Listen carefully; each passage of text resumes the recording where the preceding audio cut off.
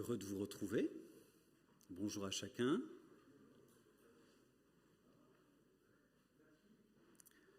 Voilà, on laisse les enfants partir.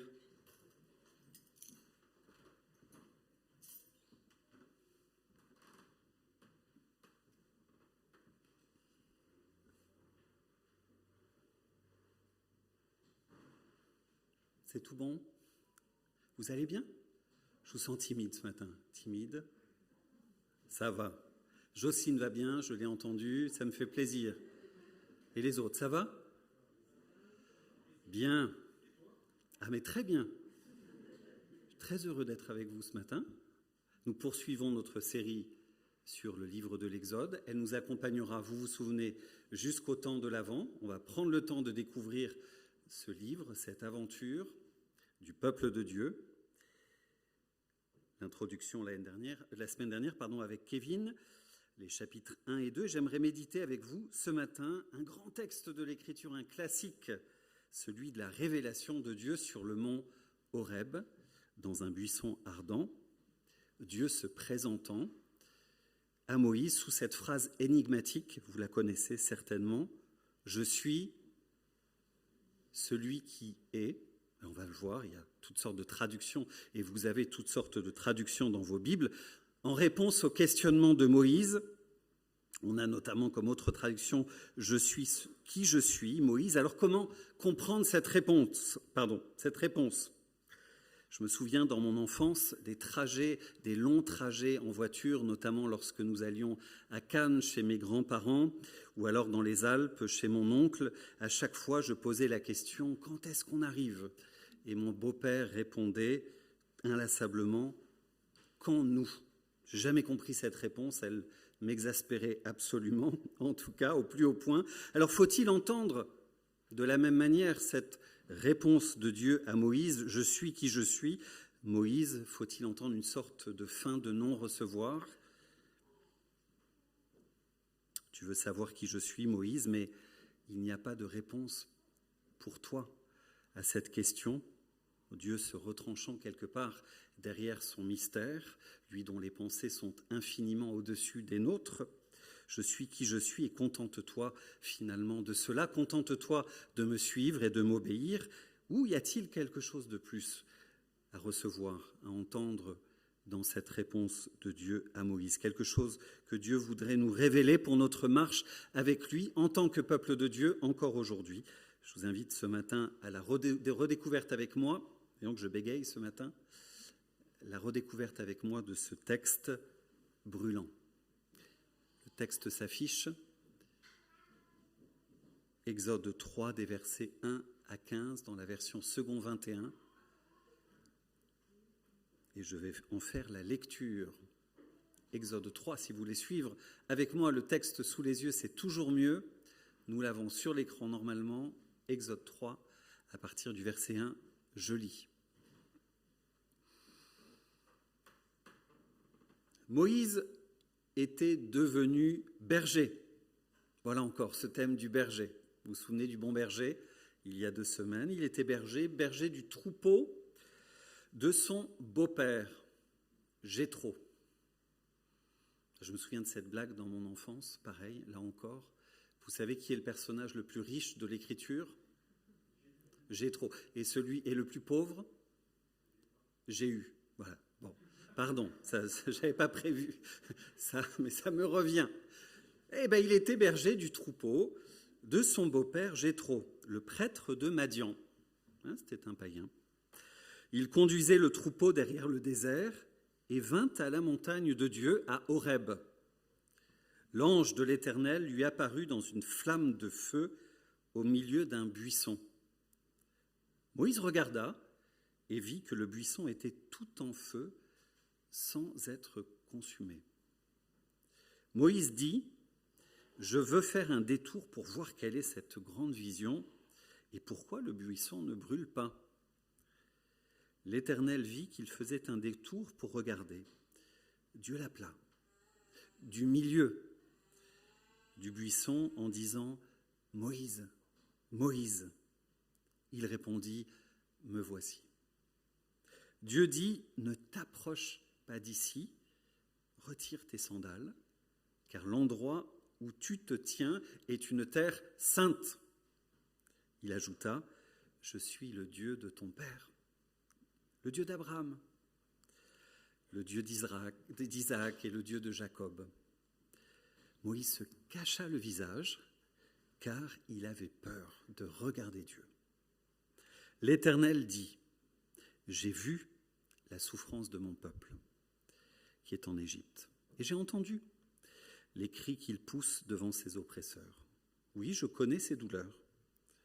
Je suis descendu pour le délivrer de la domination des Égyptiens et pour le faire monter de ce pays jusque dans un bon et vaste pays, un pays où coule le lait et le miel. C'est l'endroit qu'habitent les Cananéens, les Hittites, les Amoréens, les Phéréziens, les Éviens et les Jébusiens.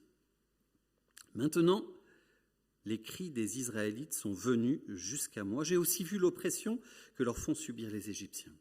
Maintenant, vas-y, je t'enverrai vers le Pharaon et tu feras sortir d'Égypte mon peuple, les Israélites. » Moïse dit à Dieu, « Qui suis-je, moi, pour aller trouver le Pharaon et pour faire sortir les Israélites d'Égypte ?» Dieu dit, « Je serai avec toi. Voici pour toi le signe que c'est moi qui t'envoie. Quand tu auras fait sortir le peuple d'Égypte, vous servirez Dieu sur cette montagne. » Moïse dit à Dieu, « J'irai donc trouver les Israélites et je leur dirai, « Le Dieu de vos ancêtres m'envoie vers toi ?» Mais s'ils me demandent quel est son nom, que leur répondrai-je ? Dieu dit à Moïse, « Je suis celui qui suis, ou celui qui est. » Et il ajouta, « Voici ce que tu diras aux Israélites, je suis, m'a envoyé vers vous. » Dieu dit encore à Moïse, dernier verset, « Voici ce que tu diras aux Israélites, l'Éternel, le Dieu de vos ancêtres, le Dieu d'Abraham, le Dieu d'Isaac et le Dieu de Jacob, m'envoie vers vous. Tel est mon nom pour toujours, tel est le nom sous lequel on fera appel à moi de génération en génération. » Amen. Simplement prions avant de poursuivre l'écoute de ce texte. Nous prions.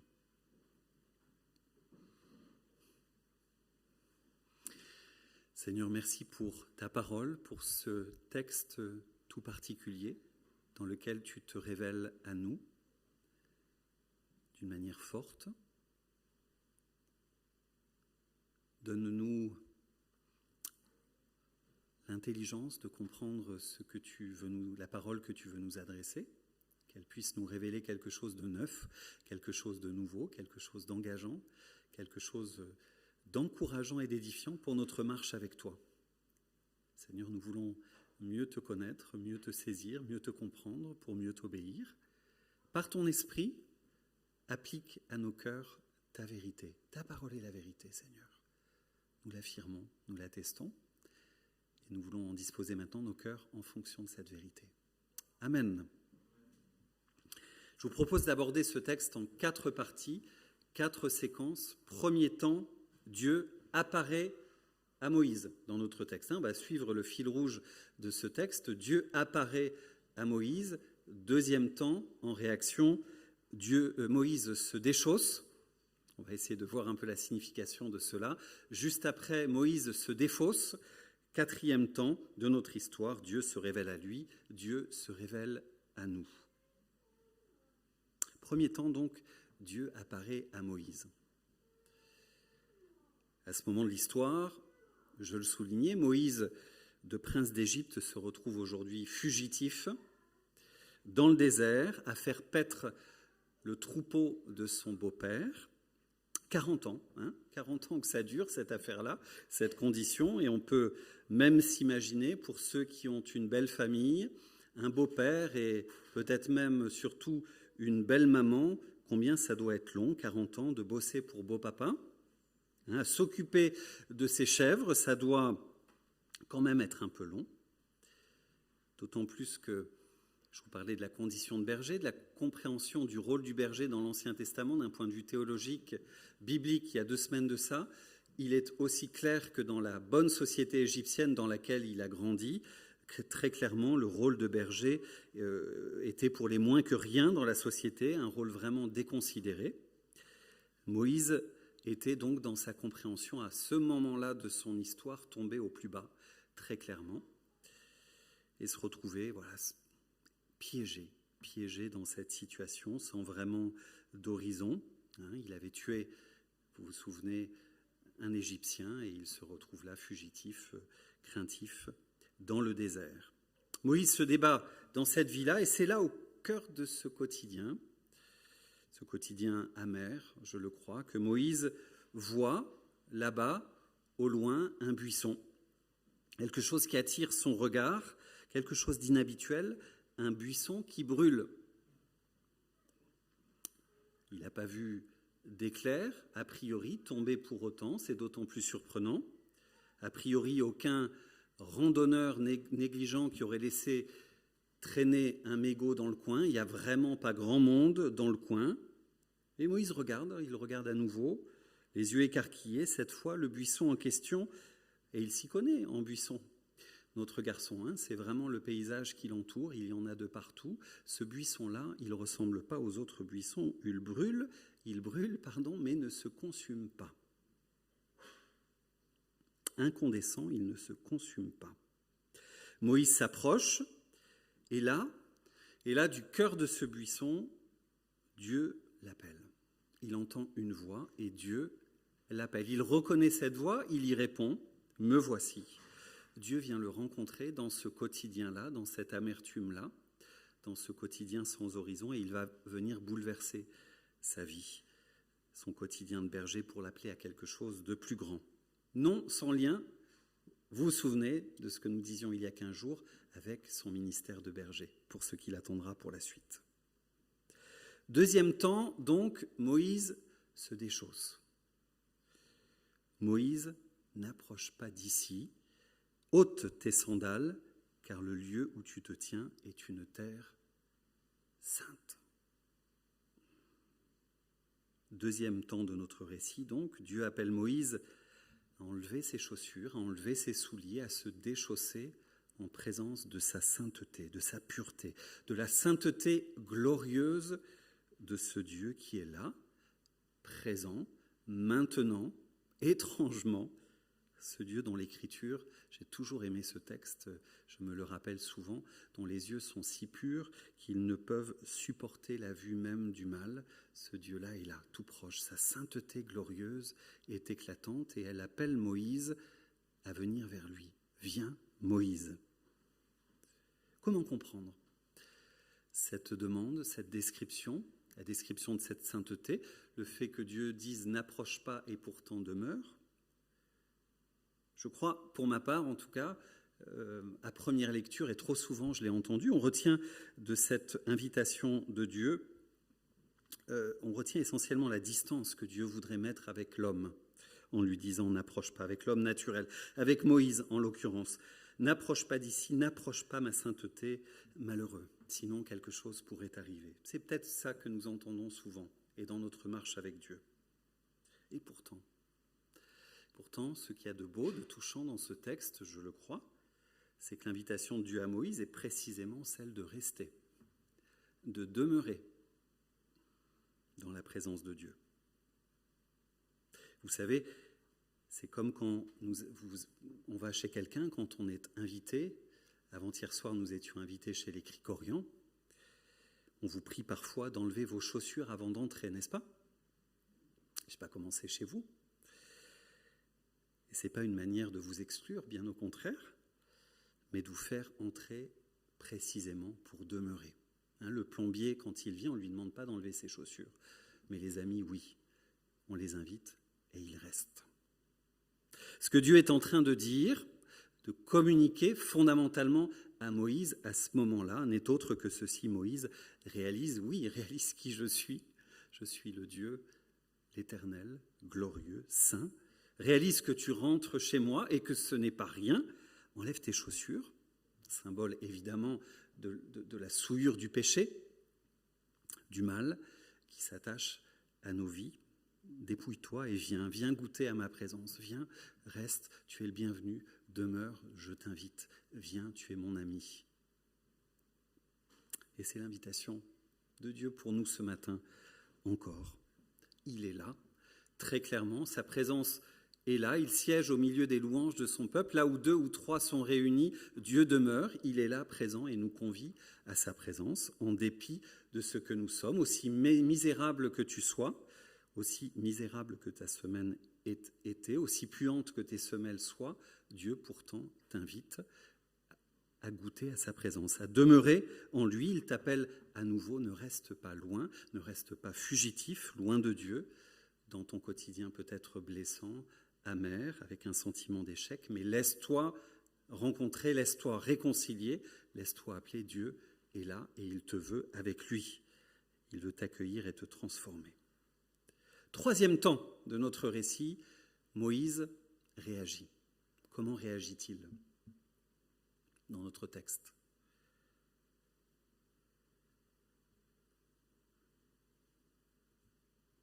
Ah, vous êtes vraiment timide ce matin.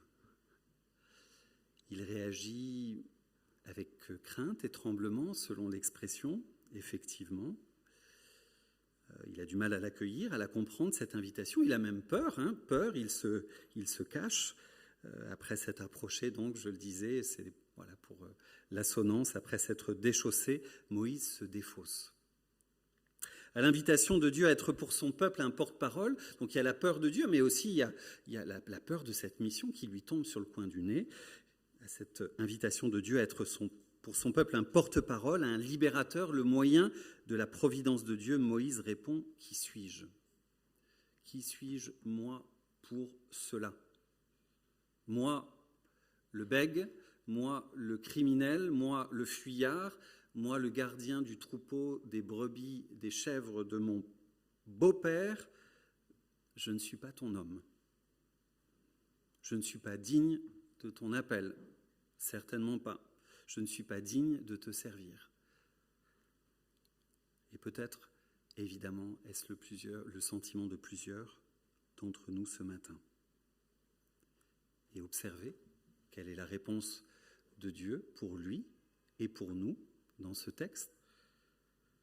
Simplement celle-ci, belle et simple à accueillir pour chacun d'entre nous. Ne t'inquiète pas, Moïse, de qui tu es aujourd'hui, et considère simplement qui je suis et reçois cette promesse maintenant. Je serai avec toi. Je vais t'entourer, je vais prendre soin de toi, je vais t'équiper, je vais te transformer, je serai avec toi, je vais te fortifier, tu ne seras pas seul. Le Dieu de l'univers, celui que rien ne peut consumer, celui que rien ne peut atteindre, ne peut vaincre, il est avec toi. Ce Dieu-là, ce matin, il t'appelle aujourd'hui à le rencontrer, à le servir en confiance. Humblement, fidèlement, fais ta part, réponds par l'obéissance de la foi. Me voici, Seigneur, prends soin de moi et de mon chemin. Ne retourne pas, mon frère, ma sœur, ce matin à ta fuite, à cette vie en vase clos, mais va, relève-toi, réponds à l'appel de ton Dieu. Dieu est avec toi. Quatrième temps de notre histoire.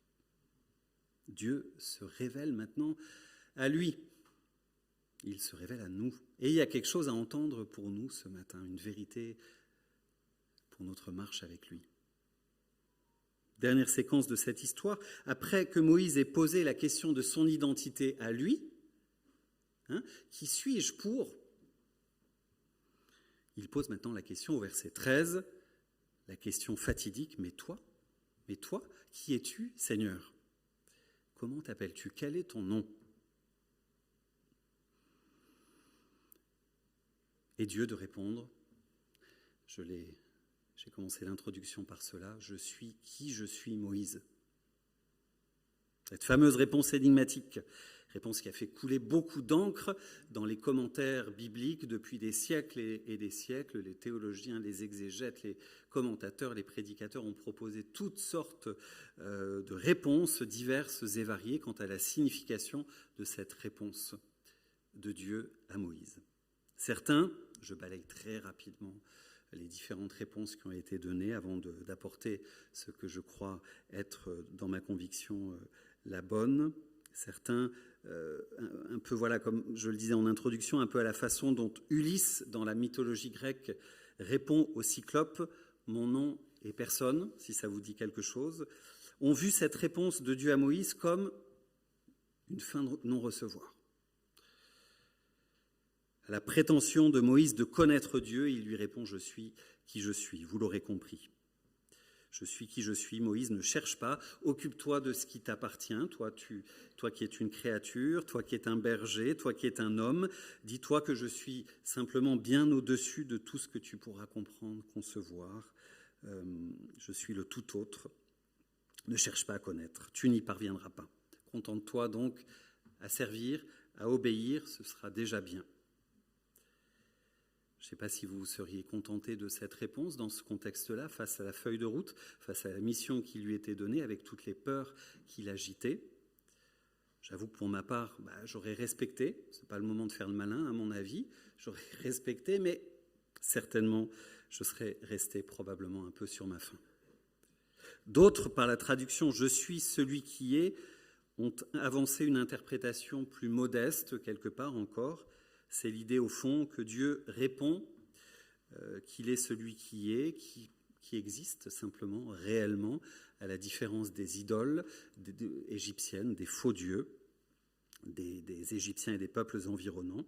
Il est le Dieu véritable. Voilà ce que Dieu voudrait finalement signifier, communiquer à ce moment-là. Le seul, l'existant, l'unique. Et si la première interprétation m'aurait laissé sur ma faim, celle-ci, jeu de mots, ne mange pas de pain, il me semble en tout cas, et je pense qu'il y a un peu plus pour nous ce matin. D'autres encore, troisième interprétation avant de proposer celle que je retiens, d'autres encore, saint Thomas d'Aquin par exemple, ont fait une interprétation un peu métaphysique, un petit peu élevée, un petit peu philosophique de ce passage. Je suis celui qui est, autrement dit, je suis le fondement de l'être, de tous les êtres, l'être même, celui qui possède l'être en plénitude, etc. Voilà, on pourrait commenter ça largement, longuement et personnellement. Avec d'autres, bien sûr, je lis dans cette réponse de Dieu à Moïse quelque chose de beaucoup plus concret en réalité. Une parole explicite, une parole qui va aider, non pas une parole mystérieuse, non pas une parole philosophique, mais quelque chose de profond et de concret pour nos vies, quant à l'identité de Dieu, quant à ce qu'il veut être pour son peuple dans sa marche quotidienne avec lui. Alors cette phrase en hébreu, « Je suis qui je suis », elle peut être traduite de différentes manières. C'est très étrange l'hébreu. C'est très étrange l'hébreu. Elle peut être traduite, le temps qui est porté là, l'inaccompli, peut se rendre soit au présent, soit au futur. Et on pourrait donc traduire vraiment indifféremment « je suis qui je suis » ou « je suis qui je serai », ou encore, toutes les combinaisons sont possibles entre le présent et le futur, « je serai qui je serai » ou encore « je serai qui je suis ». Tout est possible. On peut choisir le présent, le futur et combiner là comme on veut. Voilà, dans vos traductions, vous avez toutes sortes de combinaisons. C'est à vous de choisir. Mais en fait, je crois que quelle que soit la traduction retenue, il y a dans cette révélation forte cette idée que Dieu est l'Éternel, qu'il ne bouge pas. C'est non sans lien avec l'introduction de Kevin la semaine dernière. Il est celui qui ne vacille pas, celui qui était, qui est et qui vient, nous dit le livre de l'Apocalypse, celui dont l'être et la parole et les promesses sont certaines, inébranlables, elles sont oui et amen. Il est le Dieu de l'alliance de toutes les générations, le Dieu d'Abraham, d'Isaac, de Jacob, de Moïse. Il est ton Dieu, il est mon Dieu, à leur suite, celui sur lequel je peux m'appuyer. Le roc de notre foi, le roc de notre espérance, celui qui ne chancelle pas. Quand on dit que la parole de Dieu est vérité, qu'elle est sûre, qu'elle ne change pas, c'est précisément parce que Dieu s'est révélé comme celui qui est de toute éternité, qui est stable, qui est un roc. Là où tout est fluctuant, là où tout est changeant dans notre environnement, là où tout est versatile, menace de s'effondrer, lui est constant. Et ce qu'il a dit hier à son peuple dans sa parole, c'est encore vrai, indiscutablement pour aujourd'hui. Il y a 2000 ans, ce Dieu-là, l'Éternel 3 fois saint, a foulé la terre des hommes. L'Éternel s'est approché pour faire alliance avec son peuple en Jésus-Christ. Et nous sommes au bénéfice de cette alliance supérieure en Jésus-Christ. Dieu s'est approché d'une manière toute particulière sur la terre des hommes et il nous a conviés à sa présence. Il nous a invités, il nous invite aujourd'hui en sa demeure. Ses promesses sont sûres, elles sont certaines. Alors, mon frère, ma sœur, laisse-toi ce matin, en dépit de tes peurs, en dépit de ta blessure, en dépit de ton péché, laisse-toi approcher, laisse-toi soigner, laisse-toi aimer. En Jésus-Christ, tu es réconcilié. Le Seigneur veut relever ta tête, te communiquer ce matin une nouvelle mesure de ce qu'il veut être pour toi, un père, un berger, un ami, un refuge, quelqu'un de proche, inébranlable et fidèle, quelqu'un qui marche avec toi et qui ne changera pas. Tu peux compter sur lui pour la suite de ta marche. Amen. Je vous invite simplement à un temps de recueillement. Le groupe de louanges s'approche. J'aimerais simplement vous inviter à un temps de silence. Que ces paroles puissent nous rejoindre, nous faire du bien, nous relever, nous révéler qui est Dieu, se révéler à notre cœur à nouveau. Simplement faisons silence un moment et on répondra à la prédication, à ce texte par le cantique « Ta parole ».